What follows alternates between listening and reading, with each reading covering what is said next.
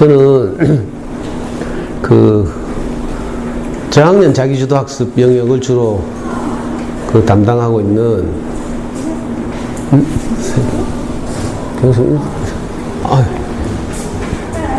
예, 안녕하세요. 네. 감사합니다. 미리 먹고 교장. 예. 벌써. 오늘 강사님 오셨는데 인사를 드려야 돼요. 제가 찾아가야 되는데 늦게 와가지고요. 예. 오늘 잘 부탁드립니다. 새로우신 교장님. 예. 네, 감사합니다. 저는 이제 교육청에서 주로 저학년 자기주도 학습 영역을 담당하고 있습니다. 오늘 이제 2학기는 처음 강의하는 거예요. 저도 입이 아직 안 풀려가지고 뭐 제대로 말씀드릴 수 있을지 모르겠는데요. 아까 앞에 오신 김영쌤 이야기 잘 들으셨어요? 잘 못 들었죠? 김영쌤 하시는 말씀이 시간에 쫓겨가지고 이 학부모에서 하루에 2번 하는 계획을 이제 학교에서 잡는 경우가 있거든요. 왜냐하면 어머니들 모이시기 힘드니까 그래서 이제 2번 잡긴 하는, 2번 잡으면 이제 시간이 쫓겨요. 오전에 일찍 시작하고 11시에 마치고 또 뒷강의라고 이러니까 제가 제일 우리 교육청 강사들 중 제가 제일 좋아하고 존경하는 분인데 이어서 제가 이제 여러분들께 말씀드리게 됐습니다.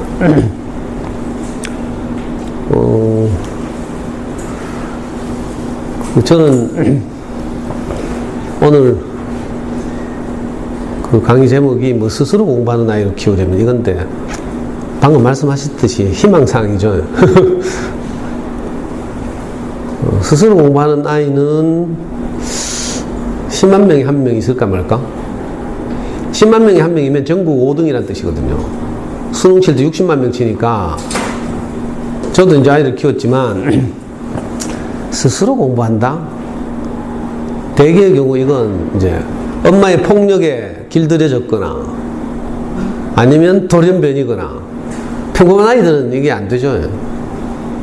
그래서 이제 스스로 공부한다. 좀 어렵게 말하면 이제 자기주도 학습을 한다 이런 의미인데 특히 초등 저학년이 스스로 공부한다는 건 말이 안 되고요. 그 아이들 어릴 때 노는 게 제일 중요하고 아이들 공통의 코드가 재미거든요. 재미. 마이크가 좀 울리는 것 같지 않아요? 예? 마이크 없이 하자고요? 좀 울려요? 불편해요? 말하는 저도 불편하긴 한데 안 그러면 제 목이 상하는데. 잠깐만요. 괜찮아요? 아니, 제가 불편해서 울리는데? 서서 할게요, 그럼. 그래서 자기주도 학습을요, 크게 이렇게 2가지 나눠서 생각했으면 좋겠어요. 하나는 그 시간 관리의 자기주도 하고 다른 하나는 내용 익히기의 자기주도, 내용 학습의 자기주도 이렇게 나눌 수 있어요. 자, 이러면 좀 이야기가 달라지죠. 어린아이들이, 초등 저학년 아이들이 시간 관리의 자기주도는 사실상 불가능해요. 그래서 엄마가 약속한 무슨 공부 시간이 되거나 하면 아이에게 이제 시간 됐다 이렇게 안내하고 이렇게 하는 거 이제 어른들이 쏟았다. 어른들이 도와줘야 되죠. 그런데 이제 어떻게 하면 아이들이 이제 좀 자라서 동기가 생기거나 할 때 이제 공부하려고 하잖아요. 그럴 때 내용 학습을 누구에 의존하지 않고 이렇게 스스로 해나갈 수 있게 되는 거죠. 이제 더 정확한 의미에서 말하면 내용 학습의 자기주도 이렇게 생각하면 좀 이야기가 달라져요. 우리가 어린 시절에 어떤 준비를 해나가면 나중에 자라서 그게 언제일지는 아이들마다 다 다르지만 동기가 부여되었을 때 또는 목표가 생겼을 때 자기 스스로 내용 학습을 해나갈 수 있는가, 사교육에 의존하지 않고 그죠? 이렇게 공부를 해나갈 수 있는가, 이게 이제 좀 문제가 되거든요. 오늘 이런 순서로 말씀드리겠습니다. 사실은 저는 이제 우리 아이가 아주 어릴 때 우리 집사람이 아이를 키우는 걸 보다가 하여튼 제 마음에 안 들더라고요. 그래가지고 제가 우리 와이프한테 애 공부 내가 시킬게. 당신은 먹이고 입히고 재우고 시키고 이런 거 해라 하면서. 4살 때 아이를 제가 이렇게 뺏어가지고 우리 아이 공부를 제가 직접 시켰어요.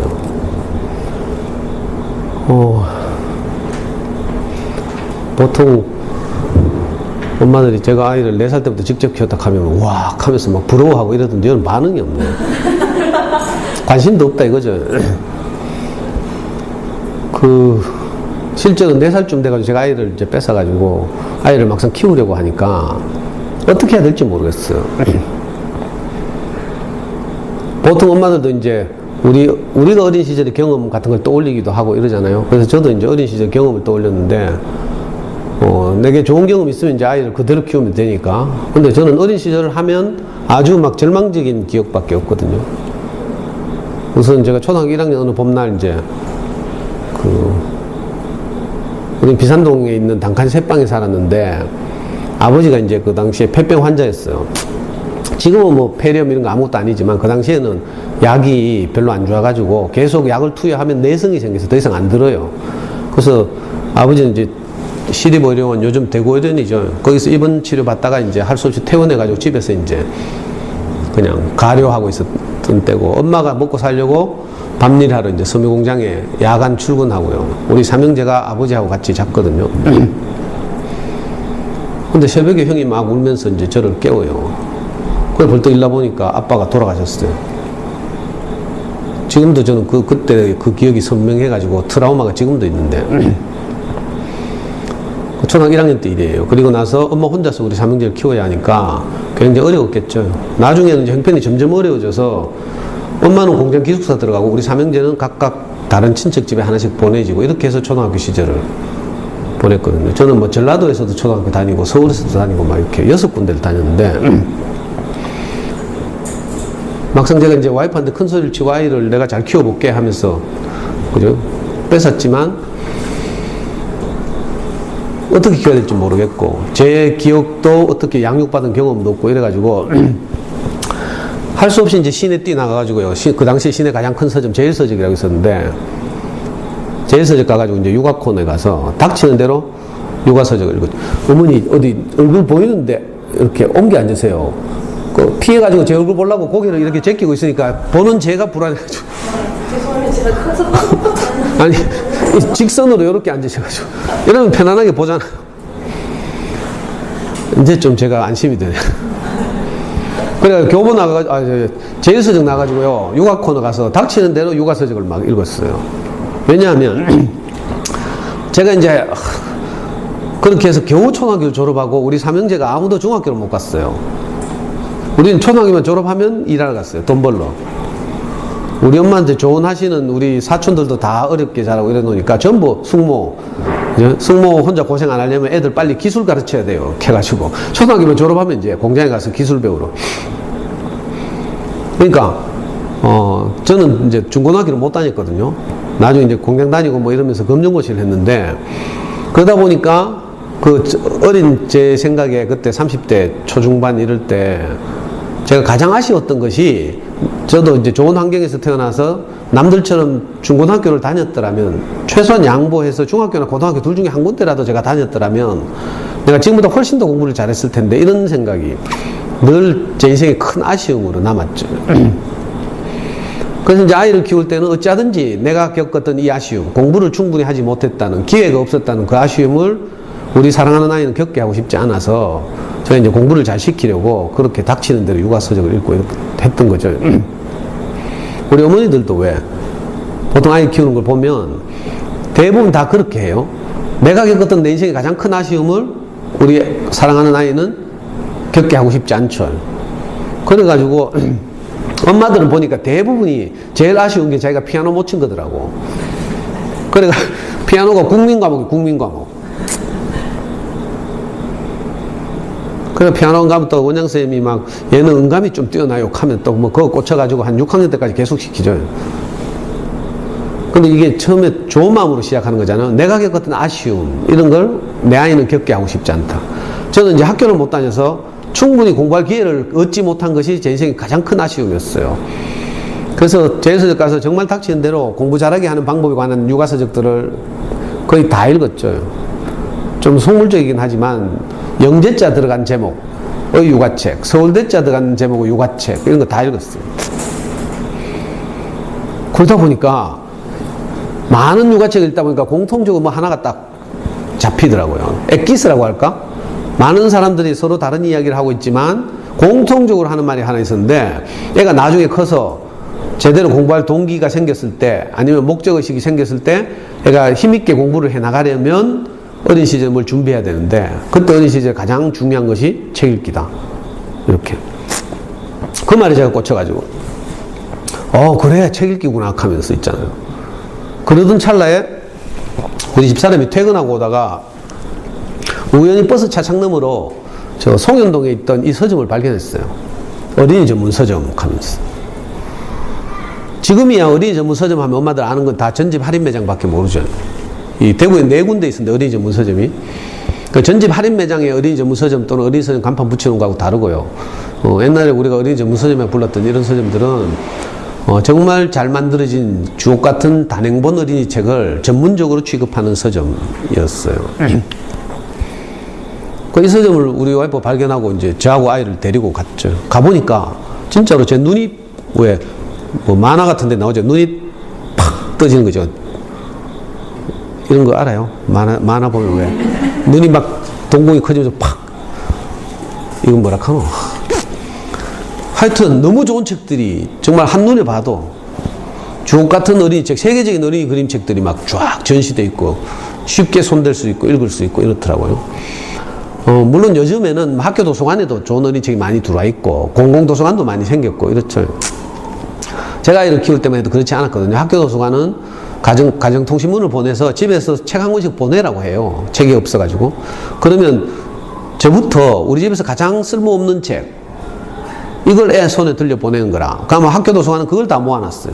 그러니까 그건 쓰레기통이지 도서관이라기보다는. 공공도서관에 가도요, 어린이 열람실 가보면 좋은 책이 거의 없었어요. 공공도서관도 그 당시에 많지 않았고.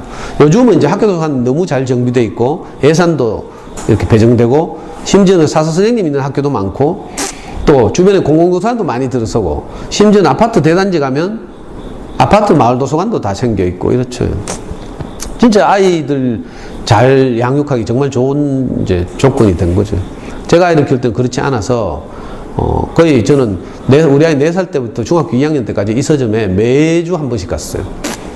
일주일에 한 번씩. 정말 바빠서 빠뜨릴 때도 있지만 제 기억에는 거의 빠뜨리지 않고 매주 가서 갈 때마다 그림책을 그 당시 돈으로 한 권에 5,000원, 6,000원 이렇게 했는데 그 5,000원, 6,000원 하는 그림책을 한 10권에서 15권 사가지고 집으로 돌아오면 그걸 이제 일주일 같이 읽어주고 하는 거죠. 그리고 다 읽고 나면 다음 주에 또 나가고 이걸 한 일주일에 평균 한 10만 원 정도 투자했어요. 별로 넉넉한 형편이 아니었지만 아니 애가 공부를 잘하게 된다는데 뭐 무슨 짓을 못 하겠어요?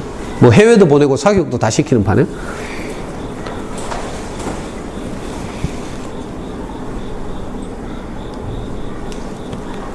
이 어린이집에서 좀 다닐 때 모습인데 우리 아이가 초등학교 5학년 때 어린이날이었어요. 어린이날 되면 보통 이제 이랜드 가거나 뭐 화원동산 가거나 전부 이런 데 가죠. 아니면 뭐 동물원 가거나 막 우리 가족은 어린이서점 갔어요.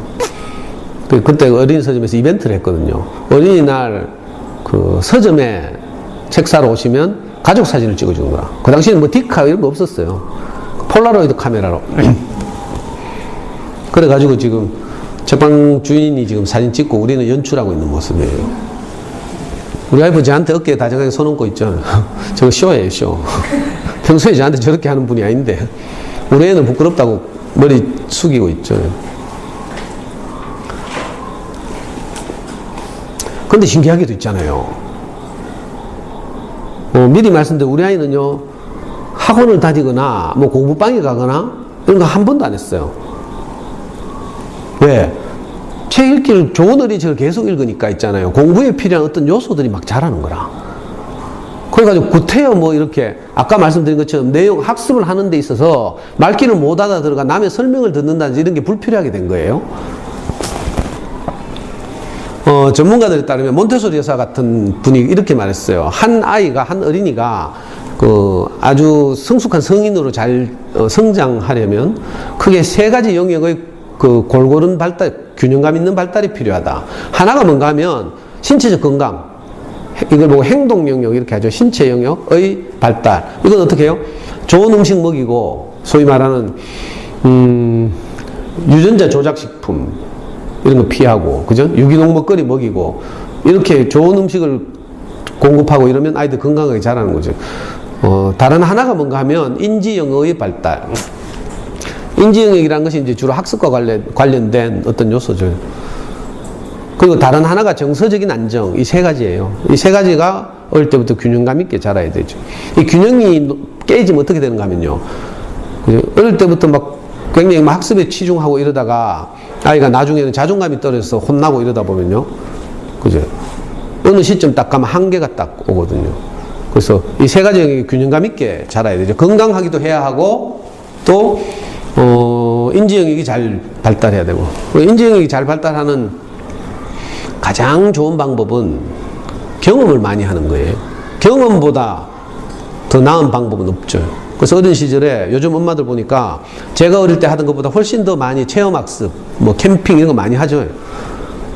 저도 한때는 뭐 체험학습 하면 아주 알아주고 이랬는데, 요즘 엄마들은 SNS가 발달해가지고, 특히 카카오스토리 이런 거 보면, 그죠? 엄마들이 우리 아이들이 꼭 가봐야 될 백곳 하면서 전국에 유명한 곳 포스팅 해놓고 막 이러죠. 그리고 엄마들 전부 갔다 오면 사진 찍어. 지 사진은 없고 전부 애 사진만 SNS 하고 이래요. 카카오스토리 특징이 그걸 하더라고. 누구 애가 잘 크나. 이거 자랑하는 거죠. 주말에 놀러 갔다 와서 사진 찍어 올리고 이런 거. 옛날에 여러분들 어릴 때 메신저 그게 뭐지? 싸이월드 있어요. 싸이월드 미니 홈피 알아요? 네. 근데 싸이월드의 특징은 뭐였는지 알아요? 누가 더 불행하나 이걸 서로 자랑하기 시작했어. 페이스북이 등장했죠. 페이스북의 특징은 뭔지 알아요? 누가 더 잘 사나, 누가 더 행복한가 이걸 서로 막 자랑하고 있어. 요즘 페이스북 이어서 인스타그램 등장했죠. 인스타그램의 특징이 뭔지 알아요? 누가 더 맛집을 많이 다니나. 인스타그램의 특징이 사진 같은 거 이제 잘 올릴 수 있도록 손쉽게 구성되어 있거든요. 엉뚱한들이 이야기했었는데, 공부를 잘 하려면 학습에 필요한 어떤 요소들, 인지 영역이 자라야 되거든요. 사고력. 제일 중요한 게 사고력이죠, 사고력. 생각하는 힘.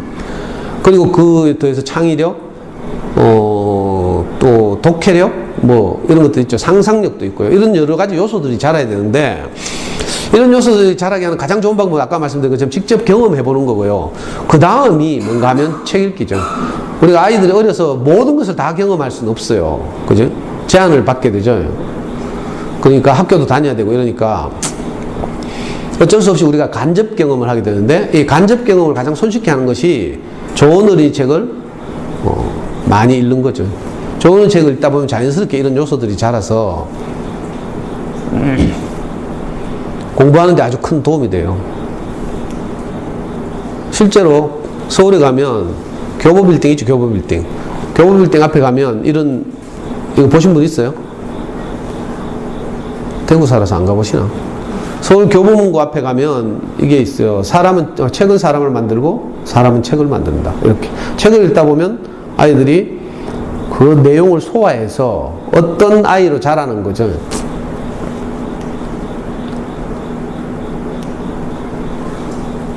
이거 아침부터 이런 이야기 해서 되는지 모르겠는데요. 진짜로 이렇게, 어린 서점을 꾸준히 다니면서 좋은 어린이책을 계속 읽었어요. 그러다 보니까 내가 생각했던 것 이상으로 아이의 어떤 자라는 모습이 느껴지는 거죠. 여러 가지 현상들이 있는데, 그 중에 하나가 이제, 그 당시 교육감님이 처음 취임하고 나서, 그때 당시 교육감님은 대구 교육에서 가장 중요한 요소를 뭐라고 생각했는가 하면 창의력이라고 생각했어요. 그래서 취임하자마자 첫 해에 대구광역시 초등학생 창의력 경진대회라는 걸 개최했어요. 그래가지고 초등학교별로 대표 한 명씩 뽑아서 대구교육대학교에 다 모았어요. 그리고 대구교대 교수들이 8문제를 출제했어요. 수학 2문제, 읽기, 국어 2문제, 그 다음에 과학 2문제, 사회 2문제, 이렇게 8문제를 출제하고, 우리 애가 이제 조그만 학교 다녀가지고, 반이 3반밖에 없어가지고, 엉겹결에 학교 대표가 됐어요. 그래가지고 이 대회에 출전했죠. 6학년 때 일인데. 저는 아이한테, 우리 아이는 이 대회에 갔다 오더니 계속 기대를 하더라고. 입상에 대한 기대. 그래서 제가 애 실망할까봐 기대하지 말라고 계속 설득했어요. 아빠는 너를 지금 바로 6학년 때 바로 무슨 성과가 나도록 이렇게 키우는 게 아니라 너는 나중에 대학 갈 때 그죠?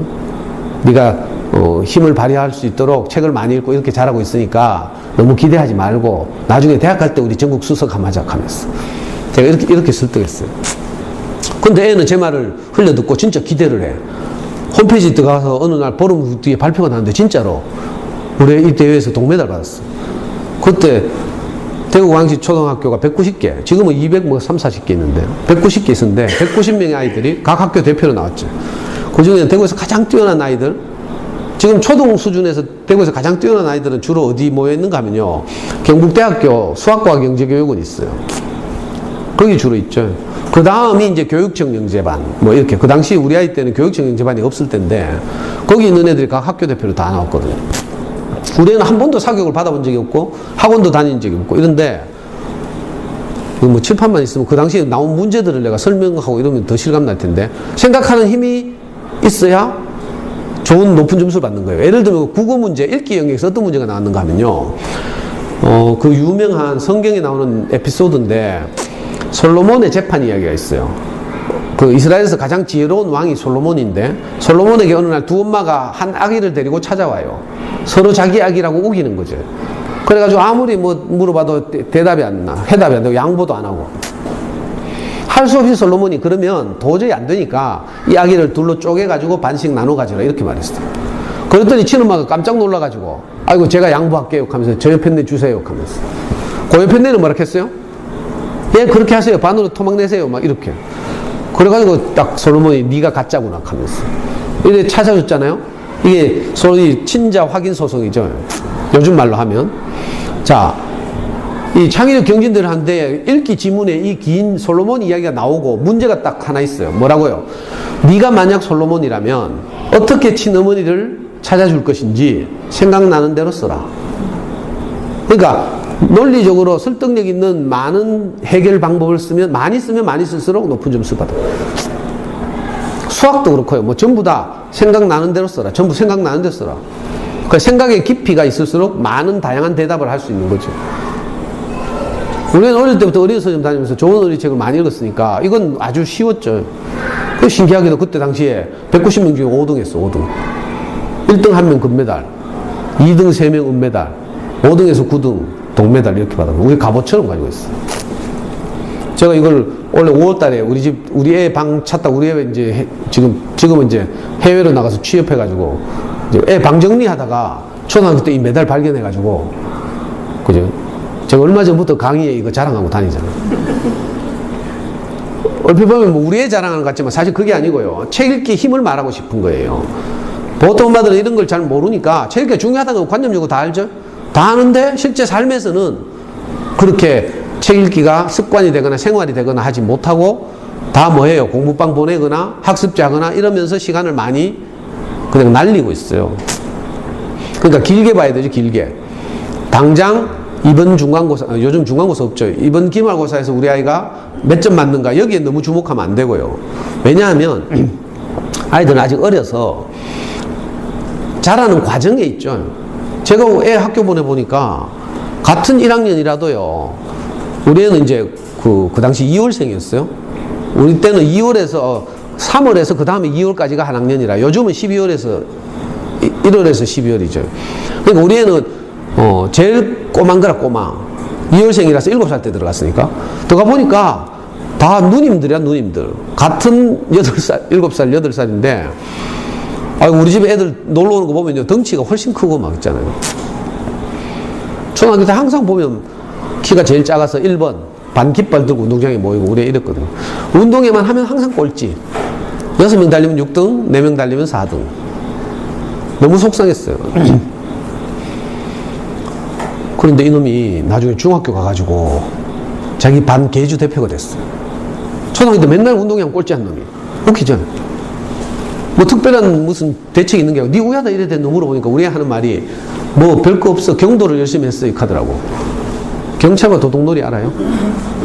그거 한 거라. 근데 그 경찰과 도둑놀이를 우리 애만 했겠어요? 다 했지. 그게 아니고 우리 애는 늦자란 거죠. 중학교 1학년 때 확 자란 거예요. 아이들마다 이렇게 어떤 애는 초등학교 1학년 때부터 벌써 키가 불쑥 큰 애가 있고요. 어떤 애는 초등학교 고학년쯤 돼야 쑥 자라기도 하고 이러죠. 어떤 애는요 고등학교 때 자라는 애도 있어요. 가끔 가다가. 아이들마다 성장이 다 다른 거죠. 뿐만 아니라 이 인지 영역도 마찬가지예요. 인지 영역도 신체 영역과 비슷하게 어떤 애는 일찍 머리가 깨어요. 근데 어떤 아이는 답답해 죽겠어. 그죠? 엄마가 읽어주면서 문제 풀라고 하면 다 푸는데 지가 읽고 풀라고 하면 다 틀려. 말귀는 못 알아들어. 이런 애들 있죠. 근데 이런 애들이 맨날 그런 게 아니고요. 나중에 커서 5, 6학년 되면요. 이제 말귀 다 알아듣고 소위 말하는 포텐이 터지는 날이 와요. 포텐 터지는 때가 언젠지 몰라. 아이들마다 다 다르니까. 근데 우리 젊은 엄마들은 막연하게 같은 2학년이니까 옆집 애처럼 해야지 이렇게 생각하고 집에서 막 밀어붙이는 거죠. 밀어붙이다 보면 가능성을 더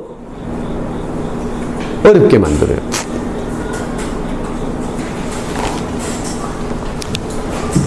물 있으면 난 그만 좀 누가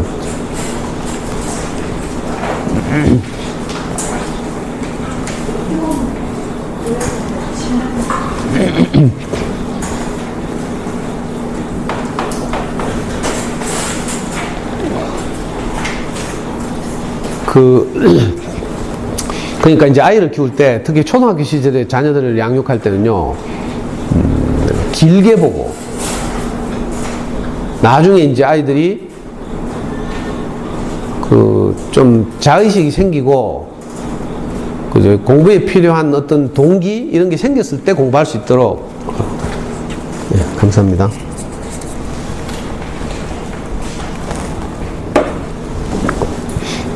저학년 때는요 그걸 준비시키는 게 가장 중요하죠.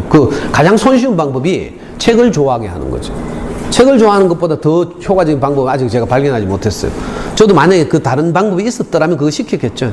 왜냐면 시중에 보면 뭐 영재로 만든다고 하는 뭐 좋은 프로그램들 있죠. 수학도 있고 뭐 와이즈만 캐사코 뭐 또 뭐더라 하늘교육 캐사코 뭐 오만 거 다 있어요.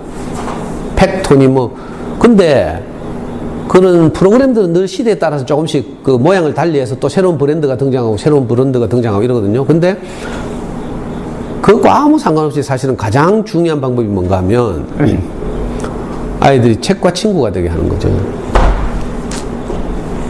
근데 실제로 이제 아이들 키워서 이제 딱 가보면요.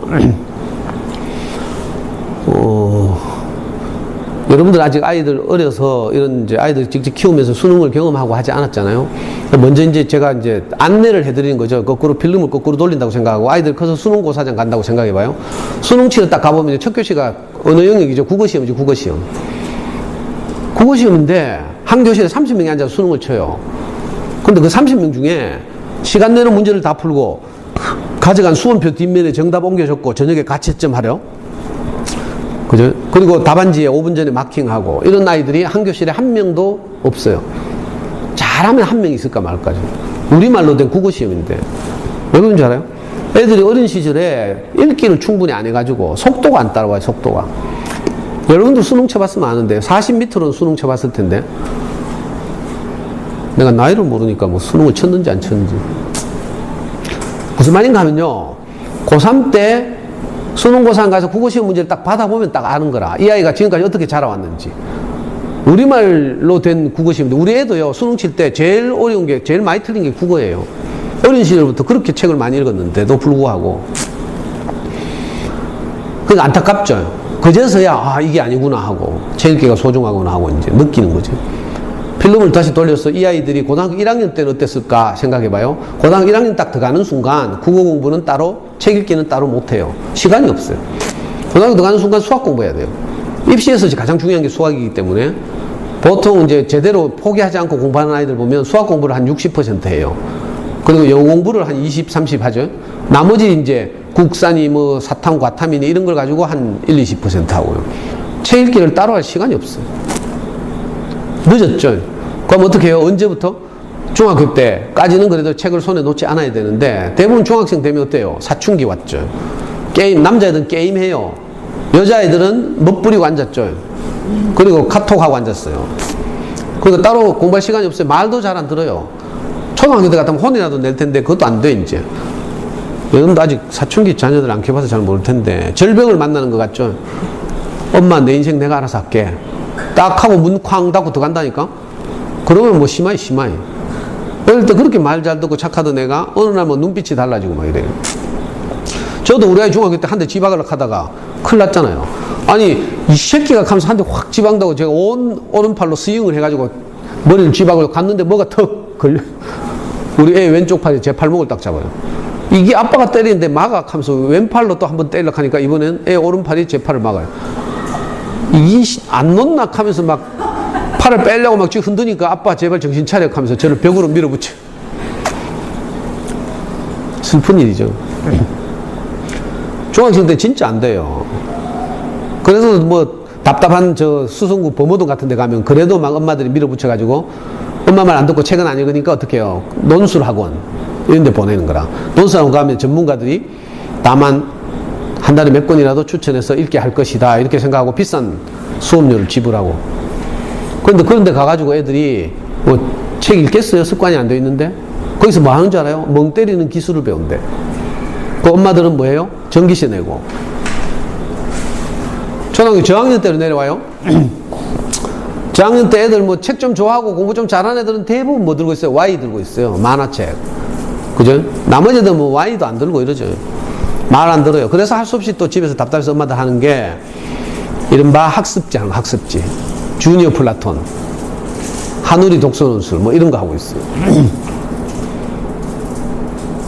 저학년 때는 답답하니까 책은 안 읽지. 그럼 어떻게 해요?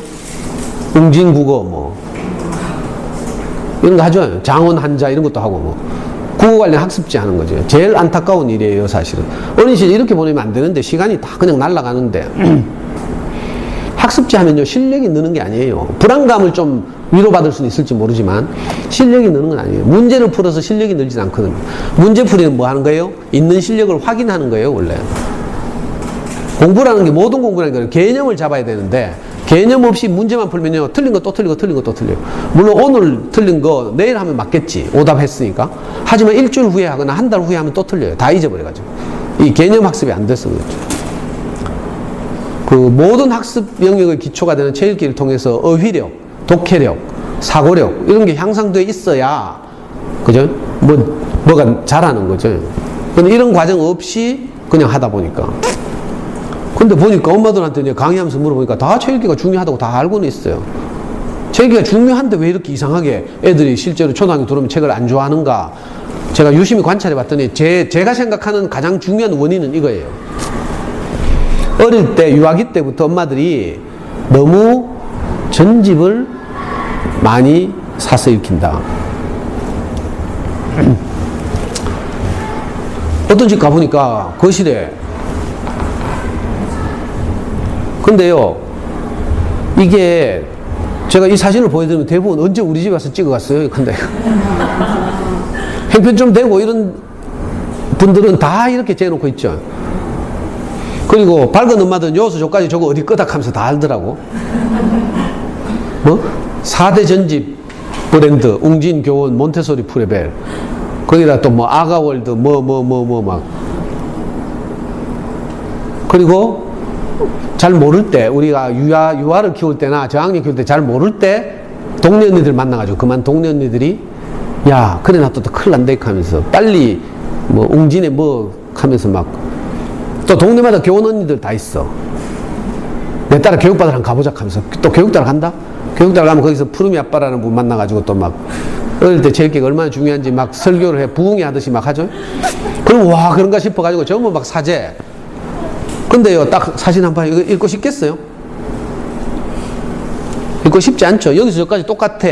표지도 똑같고 있잖아요. 진짜 창의적인 좋은 어린이 그림책들 보면요 표지 다 다르고 크기 다 다르고 장정 다 다르고요. 그 책 안에 나오는 사파 기법 다 다르고요. 너무 신기하고 창 어떤 거는요 막 책 안에서 뭐가 튀어나오고 막 이러죠. 팝업북. 어떤 책은요 요리책 보면요 안에 행커칩이 들어있어. 앞치마 이런 걸 선물로 주기도 하고요.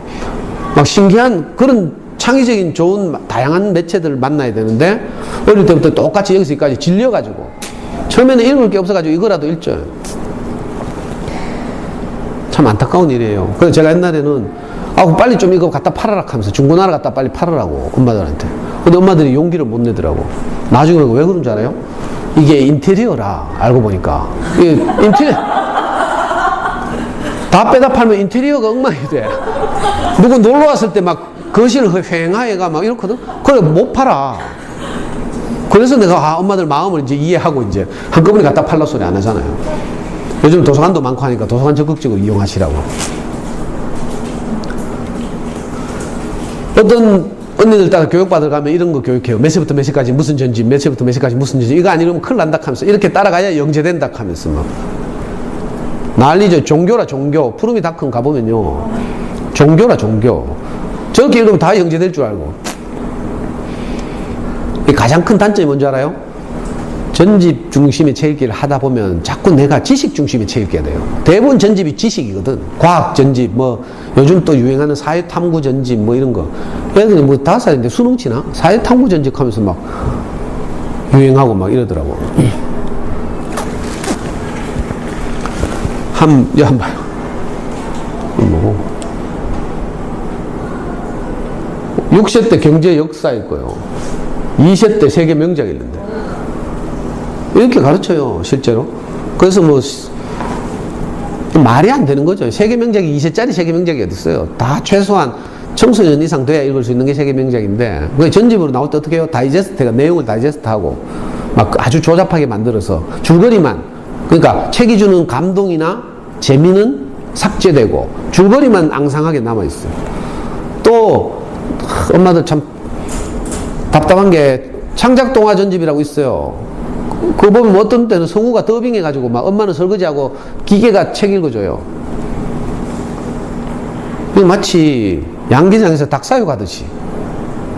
실제로 그죠? 양계장 가면요. 닭을 내가 정확한 기억인지 모르겠는데 닭이 일생 동안 낳는 달걀의 개수가 정해져 있대. 그래가지고요, 양계장 제가 직접 가봤는데 24시간 음악 틀어놓고 불 켜놔요. 그럼 닭이 막 흥분해가지고요, 계속 알 놓는다니까? 그 빨리 폐기되는 거죠. 그럼 통닭집 갖다 넘기고 이런 거. 우리 아이들은 한 인격인데, 그죠? 막 그렇게 빨리 뭐 많은 지식을 집어넣고 읽히고 하면 뭐가 잘할 줄 알고 이렇게 생각. 그게 아니고, 경험도 많이 하고요. 또 신체적으로도 자라야 되고, 정서적으로도 사랑을 많이 받아야 돼요. 이거 전문적 용어로 하면 애착관계가 잘 형성돼야 되고 이렇거든요. 애착관계 형성이 잘 안 되면요, 여러분들 어른 돼서도 늘 시달려요. 저는 지금도 그런 게 있어요. 어릴 때 사랑을 못 받고 자라가지고 지금도 분리불안이 있다니까. 분리불안. 우리 와이프한테 전화했는데 3번 이상 안 받으면 제가 돌아요. 그러니까 막 받을 때까지 500번 전화한다니까. 이 분리불안 증세거든. 우리 작은, 그죠? 어릴 때 충분히 내가 사랑을 받지 못하면 이상하게 어떤 현상들이 일어나요. 자존감이 현저히 낮다든지, 괜히 남편이 나를 무시하나 싶기도 하고, 내가 뭐 물어봤는데 남편이 못 들었어, 대답 안 했어.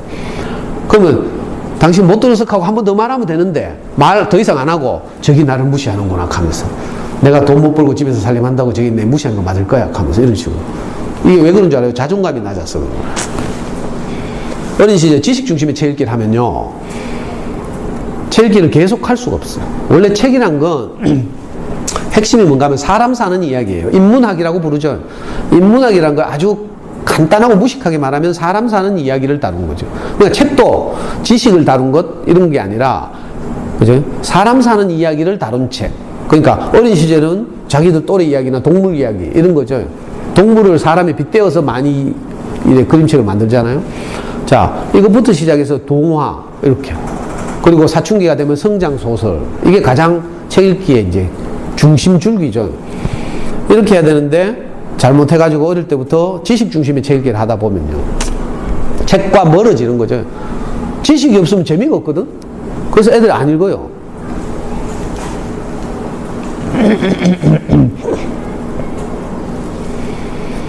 그래서 좋은 어린이책을 찾아야 되는데, 좋은 어린이책을 찾는 가장 중요한 길은요, 아이들이 책을 읽고 행복해야 돼요. 재미있거나 감동적이거나 신나거나 이런 책들을 자주 접하게 해야 되죠. 그러다 보면 책의 재미를 경험하게 되고, 재미를 경험하면 책을 좋아하게 돼요. 실제로 옛날에 제가 다니는 어린이 서점에 단골로 얻은 초등학교 3학년 꼬마가 있었어요. 하루는 서점에 책을 사러 왔는데 지가 읽고 있던 책을 한 권 들고 왔어요. 근데 한 20쪽이 남았는데 날개를 이렇게 딱 접어가지고 더 이상 안 읽고 있어. 그리고 책을 사러 왔어요. 그래서 내가 직접 물어봤어. 야, 니 이거 왜 일단 말고 책을 사러 왔노? 이렇게 물으니까 애가 하는 말이, 이게 너무 재밌어가지고 끝나면 아쉬울 것 같아서 못 읽고 있어요. 하더라고. 얘는 이 책 읽기 맛을 안 거죠. 사실은 그 책 말고도 재밌는 책이 셌지만 아이 마음에 막 이 책 끝나면 너무 아쉬울 것 같아가지고 막 흥미진진하고 막 이러니까, 그래가 20쪽을 아끼고 있어. 그러면 또 책을 사러 제가 다니던 어린이 서점에 온 거라. 이 아이가 어디 여기서는 좀 멀구나. 저기 수목원 있는데 대진초등학교 3학년이 있어, 그 당시. 나중에 커가지고 대진중학교 나오고 대구과학고등학교 나와가지고 지금 카이스트 4학년. 공부 잘했겠죠? 얘는 기특하게도 지가 어린이 서점에 산 모든 책을 우리 연구소에 기증했어요. 대학 들어가고 나서.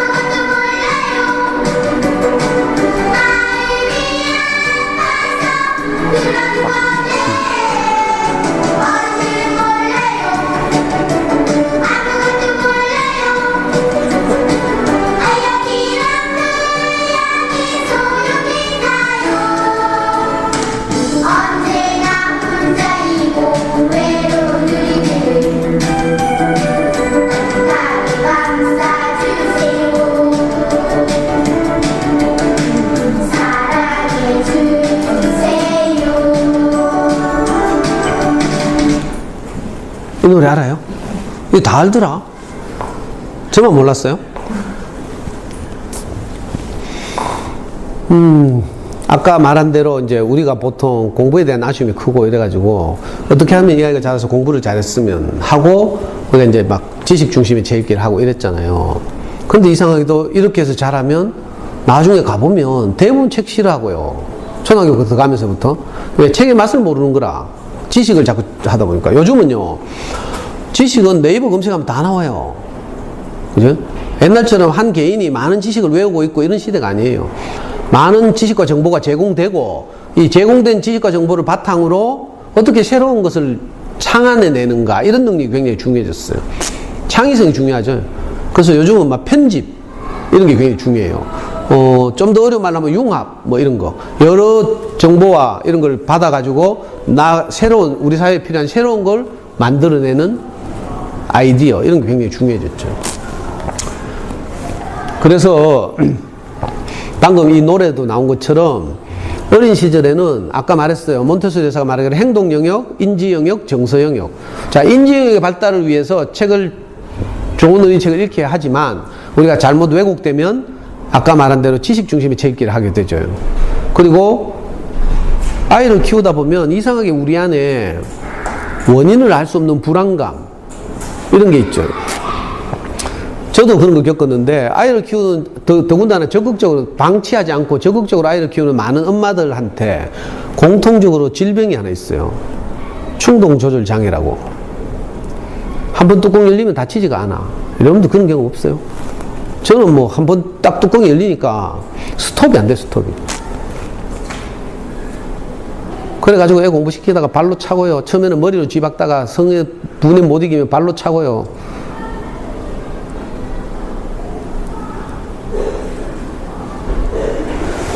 애한테 미안해가지고 더 이상 말을 못하겠네.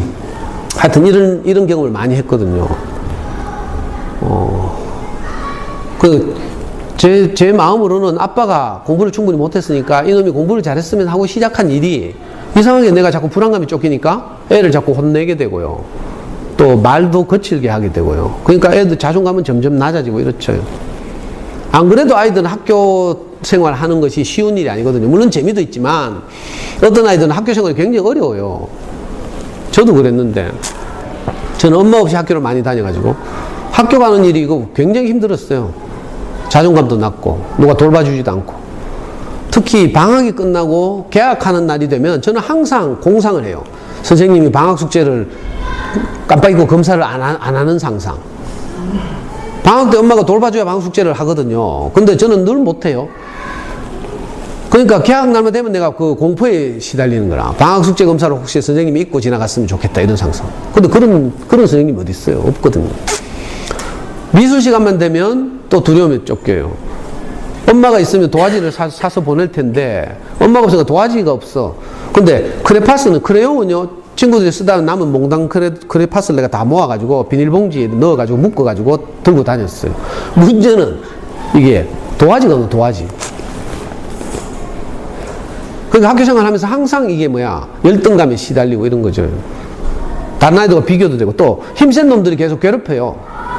전 지금도 생각나는데 초등학교 6학년 때 조회 시간에 운동장에 나가면 그것도 우리 반에서 제일 큰 놈들이 나를 괴롭히는 게 아니라 저는 작았거든요. 근데 내보다 조금 더 큰 애들 둘이서 계속 내 따라서 모래 뿌리는 거라. 그만하라 하면 더 뿌려. 지금 장난이거든. 재밌다고. 요즘 학교 폭력이나 이런 게 신문에 보도되죠. 때린 놈들은 전부 장난이래. 맞은 놈 죽겠다 하는데. 그러니까 학교 생활이 이게 쉬운 게 아니에요. 물론 건강하게 재밌게 친구들하고 잘 노는 아이들도 있지만 그러니까 학교에서도 힘들고 또 공부로 비교당하고요. 심지어는 어떤 선생님들도 공부 잘하는 놈 귀여워하고 공부 못하는 놈 미워하고 이런다니까. 편애도 있을 수 있고요. 늘 비교에 노출되고 이런 거죠. 학교 생활이.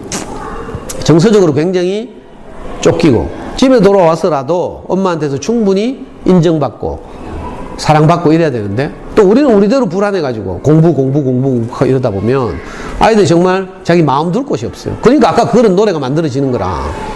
정말 필요한 건 우리가 사랑을 받고 싶다 이거거든요. 근데 이게 잘 안 돼. 맨정신으로 잘 안 되더라고. 저도 해보니까.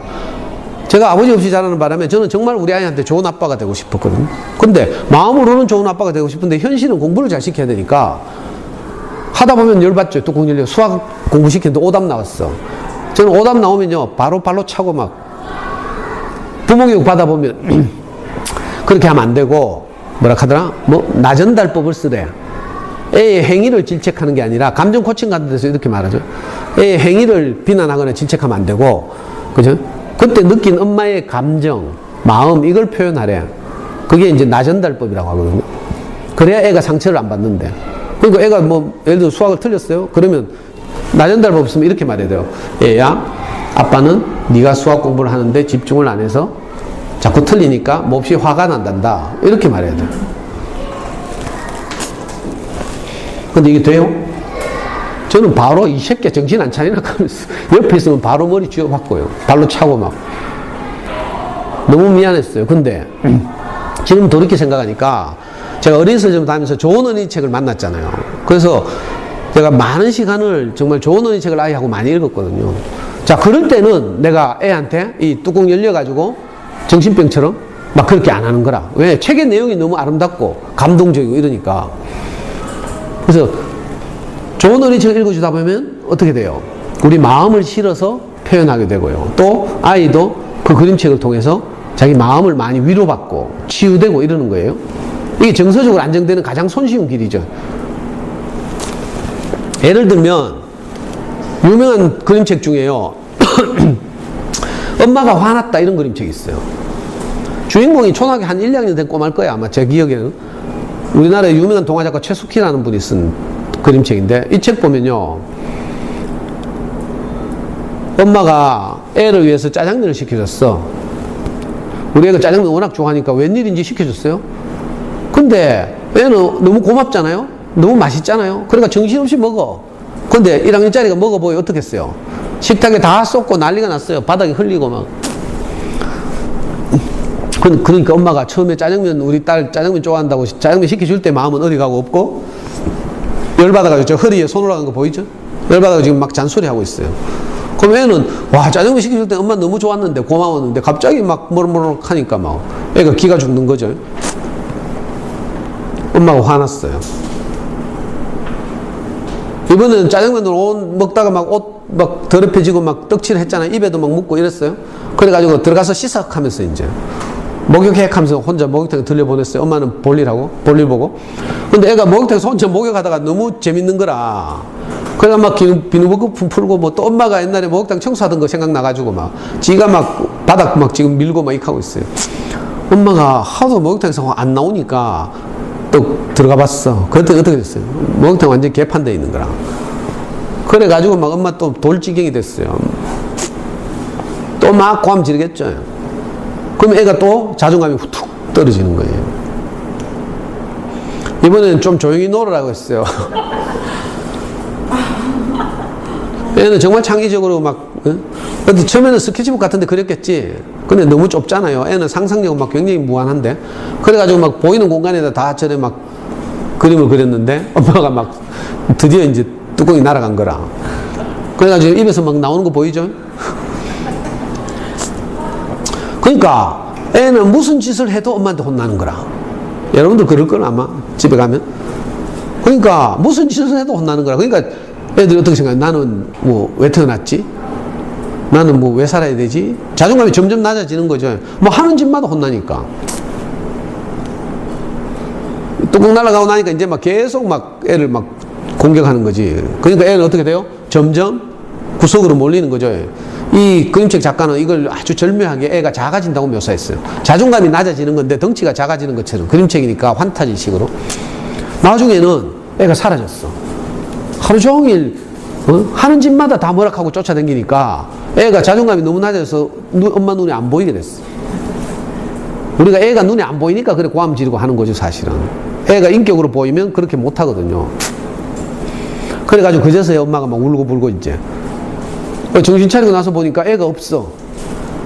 그래가지고 온 동네 찾으러 다녀요. 이거 중간에 생략했는데 제가 온 동네 막 찾으러 다녔는데 나중에 보니까 애가 너무 작아져서 울다가 지쳐서 엄마 치마 밑에서 잠들고 있었던 거라. 그래가지고 엄마가 막 우는 걸 보고 애가 이제 어떻게 됐어요? 아, 우리 엄마가 막 아까 혼낼 때는 무서워 죽겠던데 사실은 엄마가 나를 사랑하고 있었구나, 이걸 아는 거예요. 아까 말했죠. 좋은 의식을 만나면 세 가지 과정을 거친다고 했어요. 처음에는 주인공과 내가 동일시 되는 거라. 이 책 애들한테 한번 읽어줘봐요. 다 자기가 딱 한다니까. 이건 우리 엄마 같고, 이 아줌마는. 이게 동일시죠. 동일시 되고, 그죠? 주인공이 혼날 때 자기도 속상하고, 주인공이 엄마한테 사랑을 받을 때 자기도 사랑을 받고 이러면서 내면의 내면의 정화가 일어나요. 이걸 카타르시스라고 해요. 왜 우리 막 어떤 속상한 일 있을 때 실컷 울고 나면 좀 후련한 것처럼. 그래가지고 이제 마지막에 이제 엄마가 아이를 다시 만나가지고 진심을 말하는 거라. 우리 아기 사랑해 하면서. 엄마가 미안해 하고 이러죠. 그러면 아이가 지금까지 엄마한테 받았던 모든 잔소리가 다 날아가고 큰 위로를 받아요. 한 권의 책이 이렇게 중요한 거야. 그리고 이 책을 딱 다 읽고 나면 어떤 생각이 들어요? 뭘 깨달아? 이거 통찰이라고 하는데, 인사이트니스. 영감을 얻는 거죠.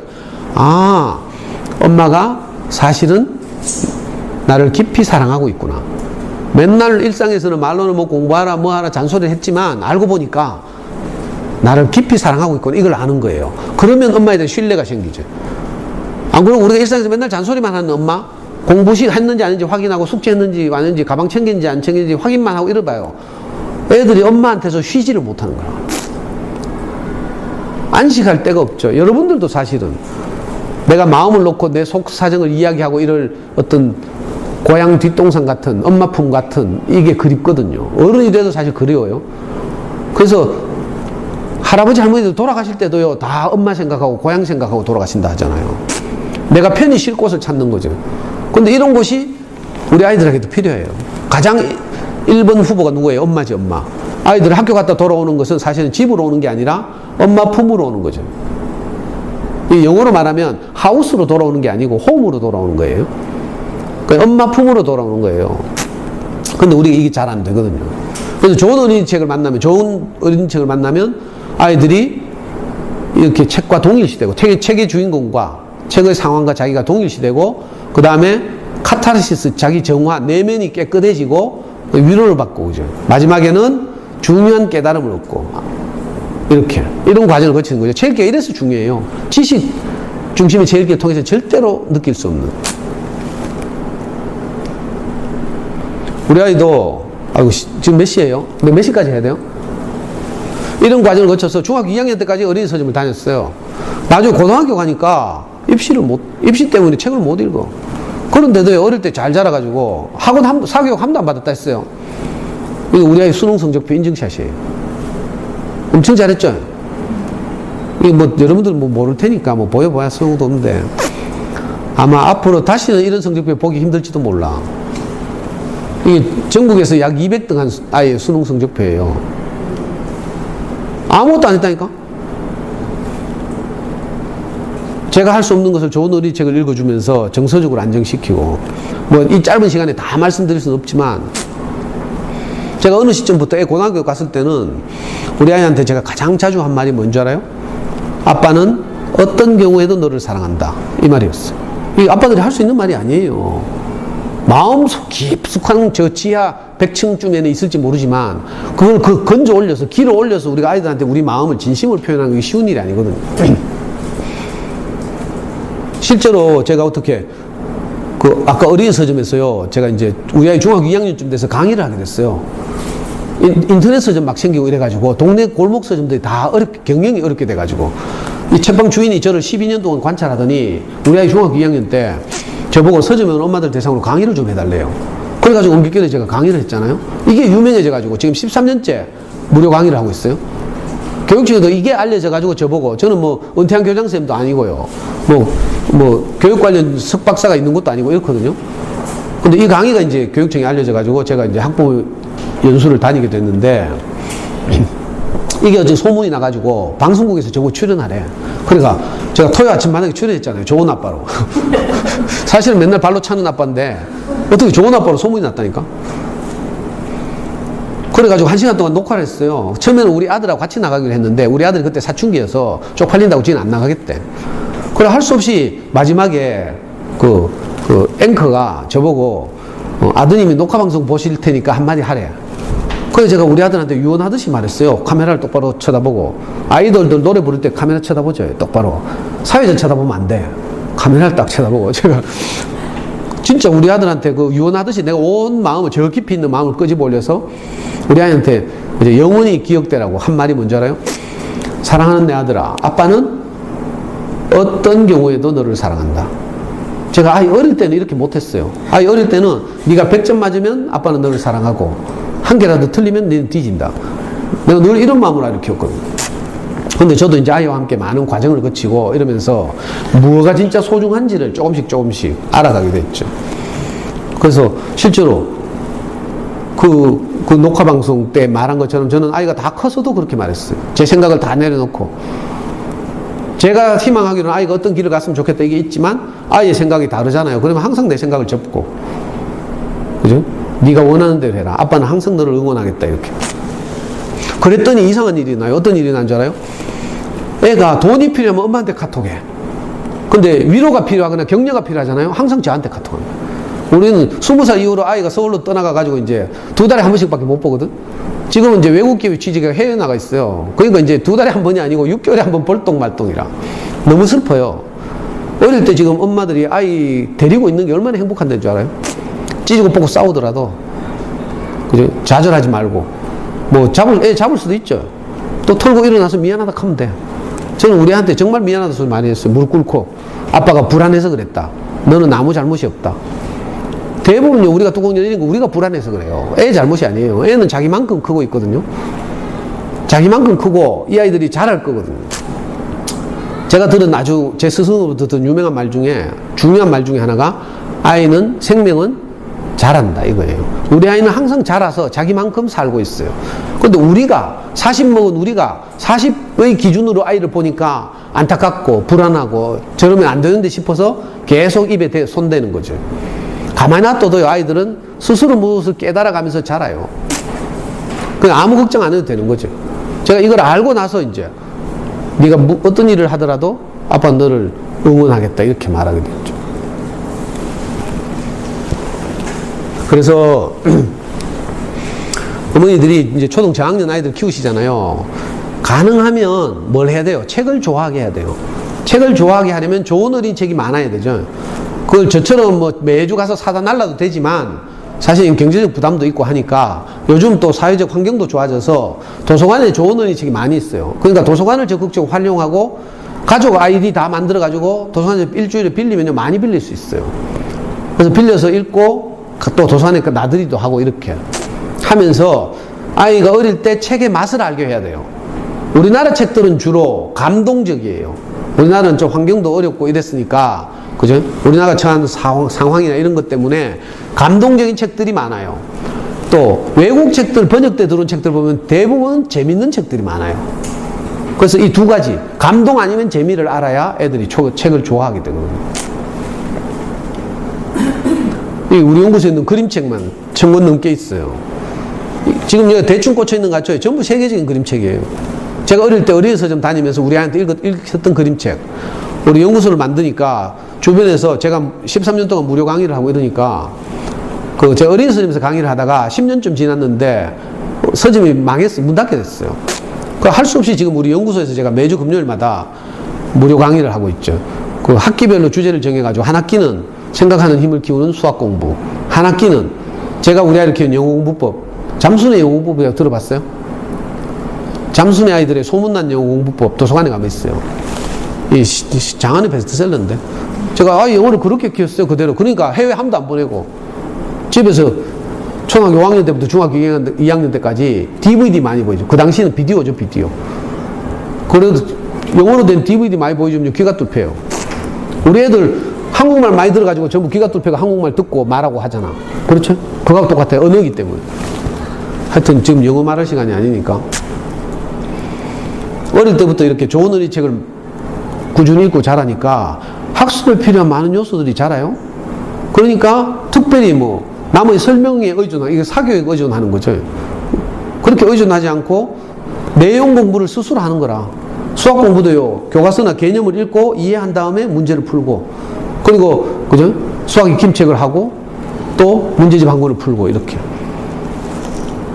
공부라는 게 원래 개념 공부를 하는 게 가장 중요하거든요. 그 개념 공부하는데 아주 큰 도움이 되는 게 어린 시절에 책을 많이 읽어서 생각하는 힘을 키워두는 거죠. 아이고, 이건 이야기하지 말자. 자, 앞으로 이제 엄마들이 어떤 책이 좋은 어린이책이 도서관에서 많이 빌려서 읽히라고요. 제가 이제 좋은 어린이책을 좀 보여드리려고, 소개해드리려고요. 도서관에 가서 어떻게 좋은 어린이책을 고르는가 한번 말씀드릴게요. 최근 한 15년 동안 이 전산 통계가 잡힌 이후로 가장 많이 팔린, 인터파크에서 가장 많이 팔린 책 베스트 10이에요. 자, 이런 책이 좋은 어린이책이죠. 자, 이걸 기초로 해서 제가 이제 정리한 몇 가지 말씀드릴게요. 가장 손쉬운 방법은요, 학교 도서관이나 공공도서관에 가서 책을 빌릴 때 가장 손쉬운 방법은 일단 신뢰할 만한 출판사를 따라가는 거예요. 어린이책 브랜드들 보면요, 대부분 어떤 좋은 신뢰를 받는 출판사들은 늘 좋은 책들을 내요. 그러니까 어린이책 시장에서 저학년들은 특히 그림책 많이 읽어야 되거든요. 너무 막 글밥 많은 책 찾지 말고요. 그러니까 애들 질려. 그러지 말고 그림책. 초등학생 그냥 그림책 셌거든요. 저는 우리 연구소에서 아이들하고 어린이를 위한 인문학 수업하는 거예요. 일주일에 한 번씩 팀을 짜가지고 거기서 제가 6학년들하고도 고학년들하고도 그림책으로 해요. 그림책을 통해서 아이들 마음도 치유하고 막 이러는 거죠. 아까 엄마는 화났다처럼 예를 들면 좀 이따 말씀드리죠. 자, 출판사를 따라가는 거예요. 아이들이 제일 좋아하는 책을 많이 내는 출판사 브랜드 1위는 비룡소예요. 비룡소. 그러니까 도서관에 가면 이거 비룡소의 그림책인데 그림책만 있는 게 아니고 저학년 문고도 있고요. 비룡소의 책들은 어떤 책을 빌려도 다 수준 높은 책들이죠. 자, 비룡소 쌍벽을 이루는 출판사는 시공주니어라는 출판사가 있어요. 시공주니어는 주로 외국의 아주 재밌는 책들을 높은 저작권을 주고 사와서 잘 번역하는 출판사죠.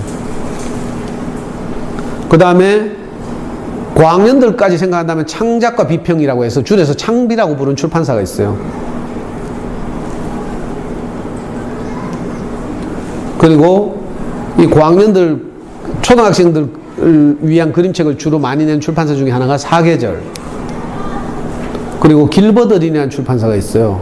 요즘 학교 도서관에 가면 이 길버드 어린이에서 나온 책들 중에 여기 보면 지원이와 병간이 시리즈라고 해서 아이들이 정말 좋아하는 시리즈가 있거든요. 이게 9권까지 나왔는데, 이거 우리나라 이 작가가 쓴 책이죠. 길버드 어린이에서 일하는, 편집 주간으로 일하는 고대영 선생이라고 있어요. 이분이 자기 아이 키우는 이야기예요. 자기 지원이와 병간이라는 딸과 아들을 키우는데 그 이야기를 그림책으로 만들어요. 자기는 그림을 못 그려서 그림은 다른 사람이 그리고, 지금 지원이와 병간이가 커서 벌써 지원이는 대학을 졸업했어요. 그 취직했대. 병관이는 지금 군대 갔다 와서 취직 준비하고 있대. 애들 정말 이거 좋아하더라고. 여기 보면요, 지원이와 병관이 시리즈 9권 중에 거짓말이라는 그림책이 있어요. 제가 아이들하고 거짓말이라는 그림책을 가지고 수업을 하잖아요. 그러면 제가 이제 아이들한테 책을 다 읽어주고 자기 경험을 한번 말해보라고 해요. 자기 인생에서 가장 기억에 남는 거짓말을 한번 써봐라, 이렇게. 그러면요, 아이들이 막 거짓말을 쓰거든요. 어떤 애는 엄마 지갑에서 몰래 돈을 훔쳤어요, 뭐 이런 거. 어떤 애는 자기는 1학년이었는데 놀이터에서 어떤 언니를 만났는데 기죽기 싫어가지고 자기가 3학년이라고 뻥쳤다, 이런 것도 있어요. 애들 이런 걸 막 표현하죠. 표현하면서 어떻게 돼요? 내가 거짓말을 했다는 죄책감으로부터 해방되는 거라. 거짓말을 했다 하면 늘 찝찝하고 뒤통수 땡기고 구리고 이렇거든요. 근데 신부님한테 고해성사를 하잖아요. 고백성사 하죠. 왜 하겠어요? 하고 나면 시원하거든. 뭐 신부님이 그거 듣고 뭐 어떻게 용서를 해줘요. 그래서 가면 성당 마당 청소를 일주일 하세요 하잖아. 그러고 나면 내 죄책감이 가벼워지는 거죠. 우리 아이들하고도 이런 그림책을 가지고 제가 수업을 해보니까 아이들이 남들에게 말하기 어려운 그 거짓말한 부끄러움을 표현하면서 거기서 해방되는 걸 봐요. 저도 그렇고요, 사실은. 저도 강의를 하면서 제가 어릴 때 뭐 잘못 살았던 거 이런 거 있잖아요. 이걸 자연스럽게 이야기하게 되죠. 그렇게 하면서 남들이 나를 어떻게 생각할까 하는 데서 벗어나요. 아이도 굉장히 좋아해요. 거짓말만 하는 게 아니고 나중에 어떻게 됐는지도 말해보라고 해서 지금까지 감쪽같이 속이고 있다, 이런 애도 있고, 그죠? 엄마한테 들켰다, 이런 애도 있고, 내가 자백했다, 이런 애도 있어요. 거짓말 하고 난 뒤에 기분은 어땠는지 또 말해보라 해. 그러면 애들이 거짓말한 기분을 말해보죠. 불안하고 초조했다, 막, 그죠? 아니면 통쾌하고 시원했다, 뭐 이런 식으로. 이게 그림책 하나가 아이들의 마음을 치유하고 깨끗하게 하고, 그죠? 어떤 생각으로부터 자유롭게 하고 아주 좋은 역할을 하는 거죠. 자, 이 출판사를 적으시는데 제가 시간이 없어서 빨리 지나가야 되니까, 나중에 강의 끝나고요, 우리 연구소 카페가 있어요. 다음 카페, 대구 부모교육연구소. 오시면 이 자료를 제가 그대로 올려놔요. 이걸 다운받아 보시면 그대로 이렇게 보실 수 있어요. 다음 카페, 대구 부모교육연구소. 그리고, 제가 오늘은 이 시간에 제한이 있기 때문에 빨리 지금 대충 말하고 지나가는데, 영어 공부법이나 수학 공부법이 궁금하시면 우리 연구소 오시면요, 제가 지금까지 강의한 거의 10년 동안 강의한 모든 동영상이 다 촬영돼 가지고 우리 카페에 다 올라가 있어요. mp3도 있고요. 그러니까 얼마든지 필요하시거나 혹시 도움이 되겠다 싶으면 그 카페를 이용하시면 되죠. 가입만 하면요, 뭐 모든 걸 다 누릴 수 있어요. 등업 뭐 이런 것도 없어요. 치사하게. 그냥 가입과 동시에 저하고 똑같은 자격이 돼요.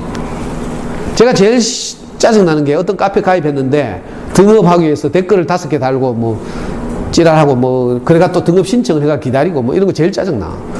그래서 우리 카페는 사실 가입도 안 해도 되는데, 이건 다음의 정책이에요. 다음 커뮤니케이션에서 그죠? 자기들이 그 회원 데이터를 확보해야 되잖아요.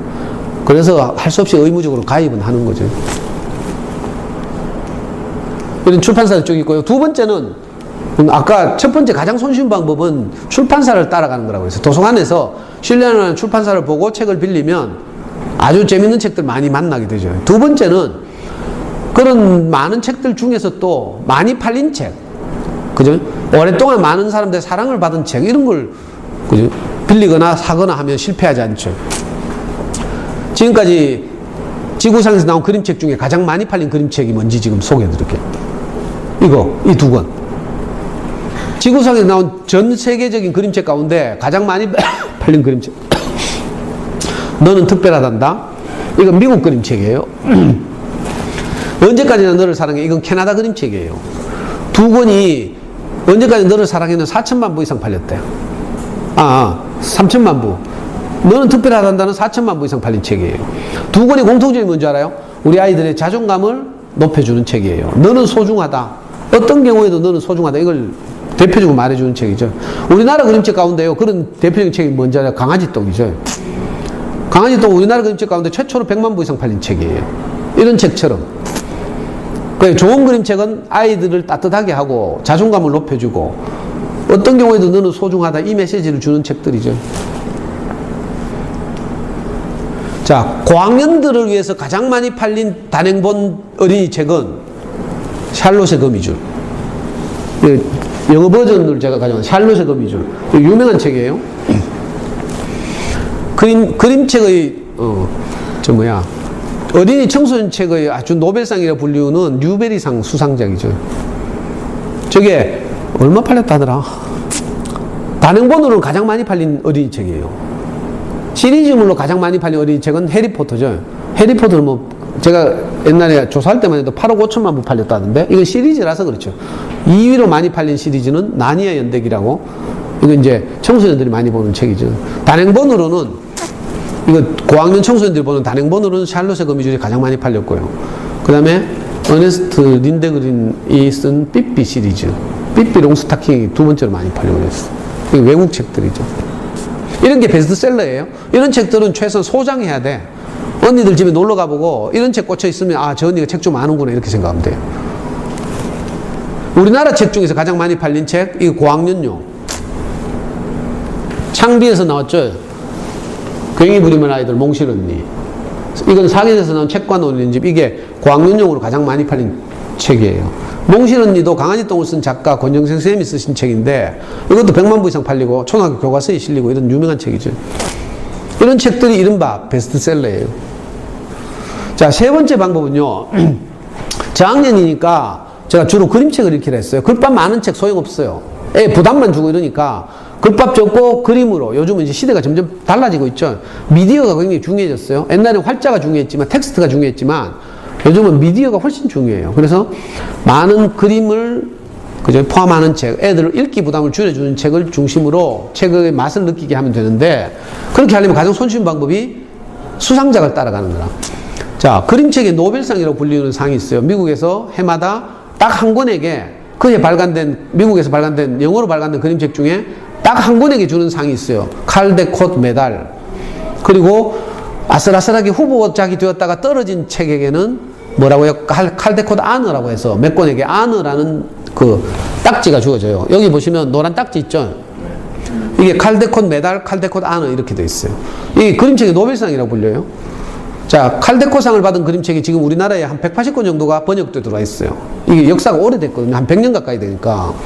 여기 나오는 그림책들 여러분들이 보면 다 알아요. 아, 이거 하면서 어떤 건 유치원에서도 막 애들 수업도 하기도 하고요. 막 세계적인 그림책들이죠. 비교적 최근 책들인데 칼데콧상. 영국에 가면요, 똑같아요. 게이트 그린어웨이 상이라고 있어요. 영국에서 발간되는 그림책을 대상으로 주옥 같은 그림책에게 수여하는 상이죠. 고릴라 이런 그림책은요, 애들 유치원에서 뭐 수업도 많이 하고 하죠. 사실 이런 게 유치원용 책이 아니에요. 휴일을 맞이한 아빠가 애들하고 안 놀아주고 막 집에서 텔레비전 보고 이런 보도 집집마다 이런 풍경이 있죠. 그런 걸 신랄하게 풍자한 이런.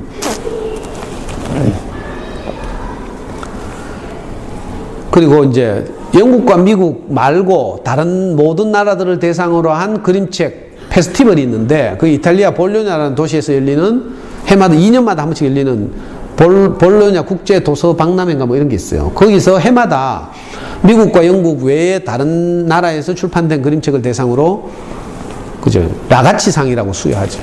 여기는 우리나라 책 작가들도 노미네이트가 많이 돼요. 라가치상. 그리고 사실은 이런 상 세 가지만 제가 소개해드렸는데 말고도요, 독일에도 있고요, 뭐 각 나라마다 일본에도 있고 좋은 그림책들이 많거든요. 그런 게 베스트셀러예요. 인터넷 서점 알라딘이나 예스24 이런 데 들어가셔서 그림책 항목에 체크하고 그 다음에 뭘 검색하는가 하면 스테디셀러, 베스트셀러 말고요.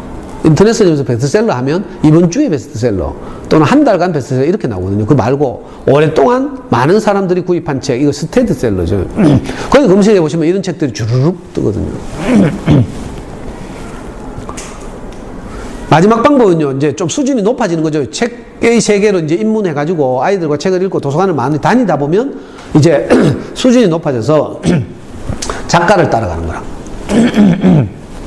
텔레비에서 예능을 하는 것도요. 예능 작가가 정말 예능 프로그램을 잘 만들잖아요. 그러면 그 작가가 제작하는 프로그램은 쭉 따라다니다 보면 재밌죠.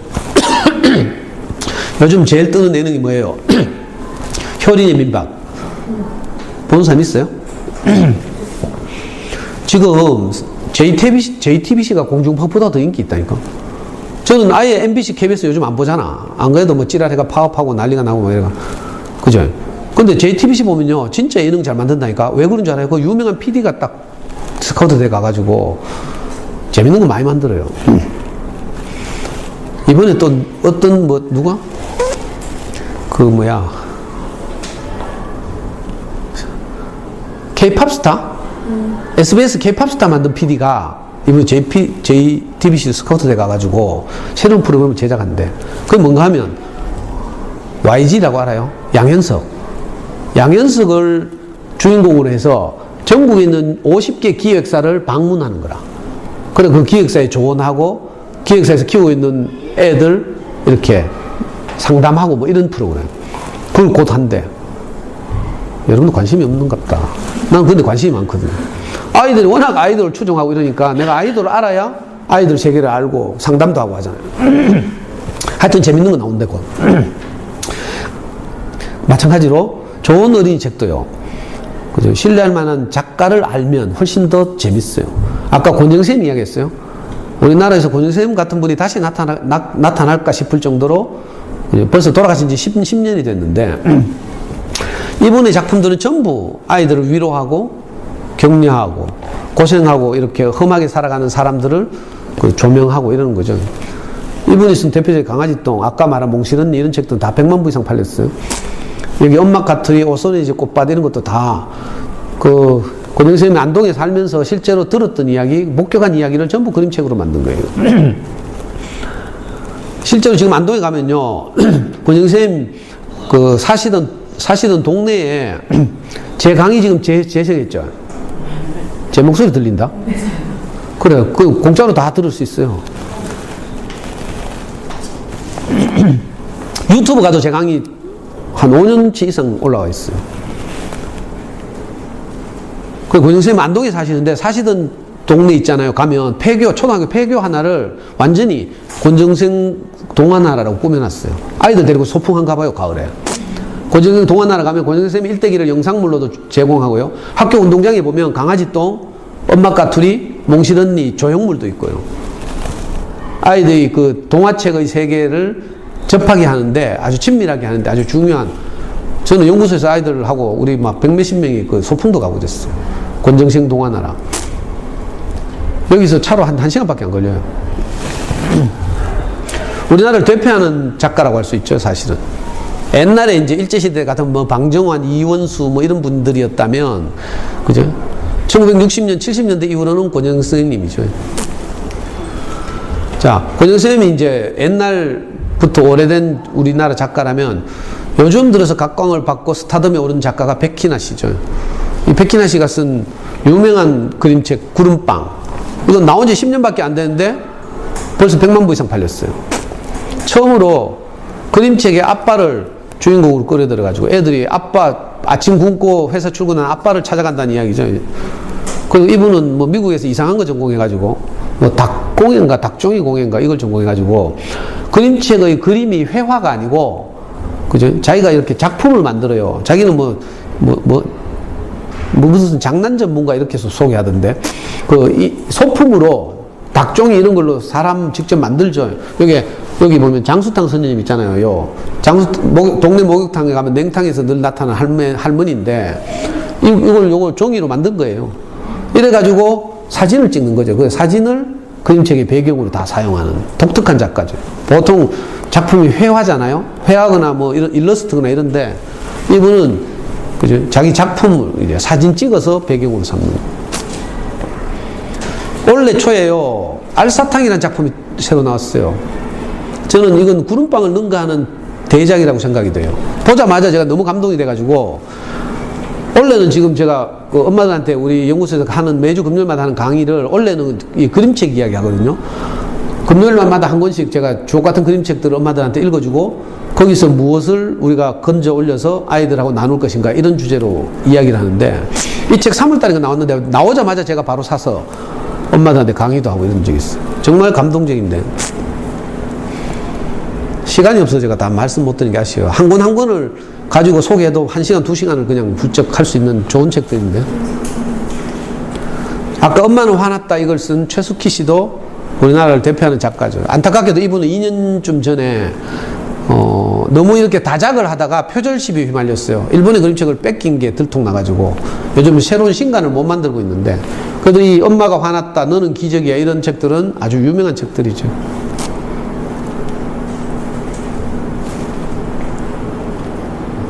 이역배도 우리나라 시골이나 이런 걸 아주 이렇게 따뜻하고 정겹게 그려내는 소리와 추석 이야기 이런 거 아주 유명하죠.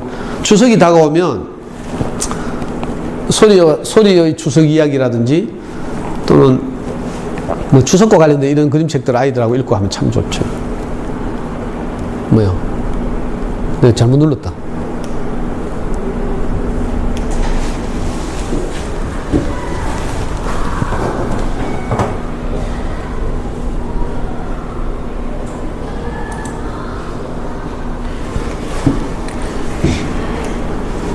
자, 외국 그림책 작가도 세계적인 작가들이 많이 있어요. 자, 제가 이 파일을 올려놓을 테니까 한번 보시기 바랍니다. 시간이 너무 없어서. 세계적인 유명한 작가들의 그림책이 사실 우리나라 작가들보다 훨씬 더 오래되고 유명한 아이들의 그저 마음을 따뜻하게 하고 하는 많은 그림책들이 있죠.